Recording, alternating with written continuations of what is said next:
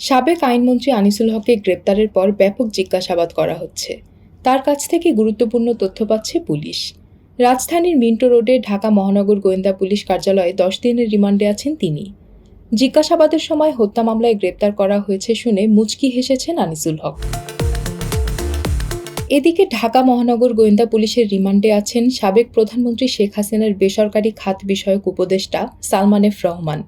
New Market থানায় দায়ের হওয়া হকার শাহজাহান আলী হত্যা মামলায় গত 13 আগস্ট তাকে গ্রেপ্তার করা হয়। রাজধানীর মিন্টো রোডে ডিবি পুলিশ কার্যালয়ে তার রিমান্ড চলছে।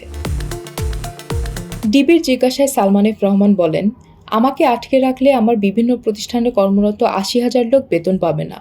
বিভিন্ন ব্যাংক থেকে যে ঋণ নেওয়া হয়েছে সেই ঋণের কিস্তি দিতে পারবো না। এতে দেশেরই ক্ষতি হবে। তাই আমাকে ছেড়ে দিন, আমি দেশ ঠিক করে দেব। এ সময় ডিবি কর্মকর্তা বলেন, আপনি ঠিক করলে এখানেই করুন, কোর্টে গিয়ে কথা বলুন, কিন্তু আপনাকে ছাড়া হবে না। একের পর এক মামলায় কমপক্ষে 1 বছর আপনাকে রিমান্ডে থাকতে হবে। সালমান এফ রহমানের কাছে ডিবির জিজ্ঞাসা, গত নির্বাচনের আগেই তো আওয়ামী লীগ সরকারের পতন হওয়ার কথা ছিল, তখন হয়নি কেন? উত্তরে সালমান বলেন, আমরা ভারতের মাধ্যমে আমেরিকাকে বোঝাতে পেরেছিলাম যে আমরা আমেরিকার পক্ষেই আছি। বাংলাদেশকে বাঁচাতে হলে শেখ হাসিনার বিকল্প নেই। তখন আমাদের এবং ভারতের কথায় আমেরিকা কনভিন্স হয়েছিল, না হলে তখনই আমাদের পতন হয়ে যেত।